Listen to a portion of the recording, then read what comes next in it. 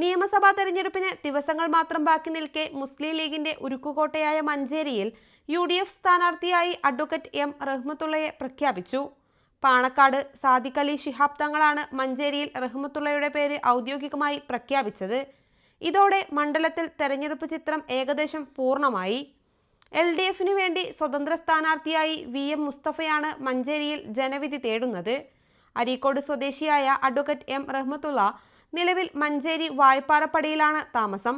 Manjeri NSS കോളേജിൽ നിന്ന് ബിരുദം നേടിയ ശേഷം തിരുവനന്തപുരം ലോ അക്കാദമിയിൽ നിന്നാണ് നിയമബിരുദം കരസ്ഥമാക്കിയത്. വിദ്യാർത്ഥി രാഷ്ട്രീയത്തിൽ AISFലൂടെയായിരുന്നു തുടക്കം. പിന്നീട് അഭിഭാഷകനായും തൊഴിലാളി നേതാവായും ജനങ്ങൾക്കിടയിൽ സജീവമായി. നേരത്തെ ഇടതുമുന്നണി സ്ഥാനാർത്ഥിയായി പൊന്നാനി, വയനാട് ലോക്സഭാ മണ്ഡലങ്ങളിലും തിരൂരങ്ങാടി നിയമസഭാ മണ്ഡലത്തിലും മത്സരിച്ച പരിചയവുമായാണ് അദ്ദേഹം ലീഗിലെത്തുന്നത്.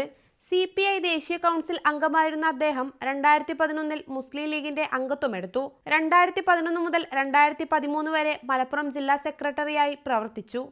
തുടർന്ന് STU സംസ്ഥാന ജനറൽ സെക്രട്ടറി, ദേശീയ ജനറൽ സെക്രട്ടറി എന്നീ സ്ഥാനങ്ങൾ വഹിച്ചു.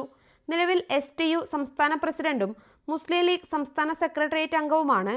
ദേശീയ തലത്തിൽ തൊഴിലാളികളെ സംഘടിപ്പിക്കുന്നതിനും അവകാശങ്ങൾക്കായി സമരങ്ങൾ നയിക്കുന്നതിലും റഹ്മത്തുള്ള വഹിച്ച പങ്ക് ശ്രദ്ധേയമാണ്.